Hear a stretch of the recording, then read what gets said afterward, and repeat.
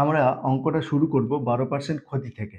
তাহলে এখান থেকে কি বোঝা যায় দেখো, আমাদের তথ্য দেওয়া আছে বিক্রয় মূল্য আর বের করতে বলেছে ক্রয় মূল্য। তাহলে আমরা ক্রয় মূল্য আর বিক্রয় মূল্যের মধ্যে সম্পর্কটাকে স্থাপন করব। তাহলে কি লিখব? তাহলে অতএব 100 টাকা ক্রয় মূল্য হলে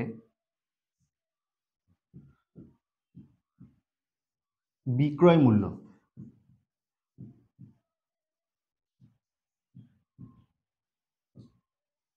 100 বিয়োগ 12 সমান 88 টাকা। ব্যাস, এটা বুঝতে পেরেছো তো? দেখো, ক্রয় মূল্য যদি 12% যেহেতু ক্ষতি, তার মানে কি বিক্রয় মূল্যটা ক্রয় মূল্য থেকে কম হবে। কত কম হবে? 12 কম হবে। তাহলে 88 টাকা। আমাদের বের করতে কি বলেছে? আমাদের বের করতে বলেছে ক্রয় মূল্য। তাহলে অতএব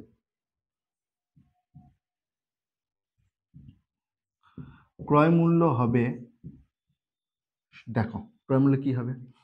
তাহলে যেহেতু ক্রয় মূল্য বের করতে বলেছে, তাহলে ক্রয় মূল্যটা উপরে, নিচেকে বিক্রয় মূল্যটা মানে এইটা গুণ কত বিক্রয় মূল্য যেটা দেওয়া আছে সেটা। তাহলে 88 দুয়ে 176, 100 দুয়ে 200 টাকা। বোঝা গেল? তাহলে অঙ্কটা দেখো, যদি ভালো লেগে থাকে তাহলে লাইক করো, কমেন্ট করো, শেয়ার করো, আর যদি চ্যানেলে নতুন হয়ে থাকো তাহলে সাবস্ক্রাইব করে সাথে থেকো।